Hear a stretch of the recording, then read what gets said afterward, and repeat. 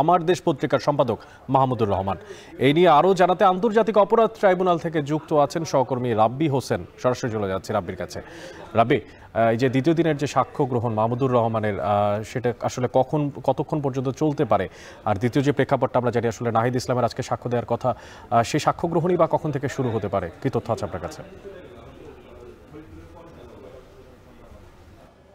অনেক মানবতা বিরোধী অপরাধের মামলায় সাবেক প্রধানমন্ত্রী শেখ হাসিনা, সাবেক স্বরাষ্ট্রমন্ত্রী আসাদুজ্জামান খান কামাল সহ 3 জনের বিরুদ্ধে আজকে 16তম দিনের সাক্ষ্য গ্রহণ শুরু হয়েছে। আজকে দ্বিতীয় দিনের মতো সাক্ষ্য দিচ্ছেন আমার দেশ পত্রিকার সম্পাদক মাহমুদুর রহমান। আজকে তিনি গতকালকেও সাক্ষ্য দিয়েছেন, সেখানে নানা বিষয়ে কথা বলেছেন। জুলাই অভ্যুত্থানে কিভাবে আওয়ামী লীগ ছাত্র জনতাকে হত্যা করেছে সে বর্ণনা দিয়েছেন। পাশাপাশি 2008 সালে যখন আওয়ামী লীগ ক্ষমতায় আসে, কিভাবে ক্ষমতায় এসেছিল, ভারতের কোন কোন তারা সহযোগিতা পেয়েছিল, সে বিষয়গুলো তিনি বর্ণনা করেছেন। পাশাপাশি বিডিআর হত্যাকাণ্ড থেকে শুরু করে পরপর 3টি নির্বাচন আওয়ামী লীগের আমলে সে কথাগুলো বলেছেন। শাপলা চত্বরের গণহত্যার কথা তিনি বলেছেন। একজন প্রবীণ নাগরিক, তিনি একজন সাংবাদিকের দৃষ্টিভঙ্গি হিসেবে তিনি গতকালকে আমার দেশ পত্রিকার সম্পাদক মাহমুদুর রহমান সাক্ষ্য দিয়েছেন। আজকে মূলত জাতীয় নাগরিক পার্টির আহ্বায়ক নাহিদ ইসলাম, যিনি এই জুলাই গণ অভ্যুত্থানের অন্যতম নায়ক, তিনি আজকে সাক্ষ্য দেওয়ার কথা রয়েছে। তিনি মূলত মাহমুদুর রহমানের সাক্ষ্য গ্রহণ এবং আসামিপক্ষের যিনি রয়েছেন রাষ্ট্রনিযুক্ত শেখ হাসিনার আইনজীবী, তার জেরা শেষ হলেই তিনি দুপুরের পরপর আজকে ট্রাইব্যুনালে আসার কথা রয়েছে এবং নাহিদ ইসলামের সাক্ষ্য গ্রহণটি আজকে আদালত নেবেন বলে আমরা আসলে জানতে পেরেছি। পাশাপাশি এই যে মাহমুদুর রহমানের যে সাক্ষ্য গ্রহণ, সেটি কতক্ষণ চলবে এটি বলা মুশকিল, কারণ সাক্ষ্য গ্রহণে অনেক কিছু নির্ভর করে। কারণ তিনি এর আগে তার যে জুলুম অত্যাচারের কথা তিনি বলেছেন, আওয়ামী লীগ আমলে দীর্ঘ 15 বছর তিনি নানা অত্যাচারের শিকার হয়েছেন, মামলার আসামি হয়েছেন।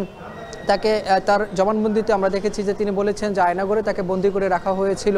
এই কথাগুলো তিনি উল্লেখ করেছেন। এবং আজকে যেহেতু নাহিদ ইসলামের সাক্ষ্য দেওয়ার কথা রয়েছে, সেখানে উঠে আসতে পারে জুলাই গণ অভ্যুত্থানে এই অভ্যুত্থান আন্দোলন দমাতে কারা কারা ভূমিকা পালন করেছিলেন, আওয়ামী লীগকে কারা সহযোগিতা পালন করেছেন, এই যে যারা এই বৈষম্য বিরোধী ছাত্র আন্দোলনে যারা সমন্বয়ক ছিলেন তাদেরকে কারা কারা চাপ প্রয়োগ করেছেন, কোনো অত্যাচার নির্যাতন যে করেছিলেন ডিবি অফিস থেকে শুরু করে, সেই বিষয়গুলো আজকে নাহিদ ইসলামের জবানবন্দিতে উঠে আসতে পারে, তিনি যদি আজকে এসে এই জবানবন্দি দেন। পাশাপাশি এই যে জুলাই অভ্যুত্থানের পরবর্তী সময়ে আওয়ামী লীগ যখন পালিয়ে গিয়ে ভারতে অবস্থান নিয়েছেন, তারপরেও অনেক দেখেছি আমরা শেখ হাসিনা খোদ নিজেই নানা সময় বক্তব্য দিয়েছেন, উস্কানিমূলক বক্তব্য দিয়েছেন। একটি আদালত অবমাননার কারণে ক্ষমতাচ্যুত সাবেক প্রধানমন্ত্রী শেখ হাসিনাকে কিন্তু 6 মাসের কারাদণ্ড দিয়েছিল আন্তর্জাতিক অপরাধ ট্রাইব্যুনাল। এই বিষয়গুলো উঠে আসতে পারে এই নাহিদ ইসলামের সাক্ষ্য গ্রহণ। এবং এখন পর্যন্ত এই যে মাহমুদুর রহমানের দ্বিতীয় দিনের সাক্ষ্য গ্রহণ চলছে, সাক্ষ্য গ্রহণ যখন শেষ করবেন তখন আসামিপক্ষের আইনজীবী যিনি রয়েছেন, অর্থাৎ রাষ্ট্রনিযুক্ত শেখ হাসিনার আইনজীবী, তখন তিনি তাকে জেরা করবেন। পরবর্তীতে আমরা আরও বিস্তারিত জানাতে পারবো যে নাহিদ ইসলাম সাক্ষ্য দিলে কোন কোন বিষয়গুলো আজকে তার সাক্ষ্য গ্রহণে উঠে আসে। এই ছিল আমার কাছে আন্তর্জাতিক অপরাধ ট্রাইব্যুনাল থেকে সবশেষ খবর। আন্তর্জাতিক অপরাধ ট্রাইব্যুনাল থেকে শেখ হাসিনার মামলার সাক্ষ্যদানের সবশেষ খোঁজ খবর রাখছেন সহকর্মী রাব্বি হোসেন।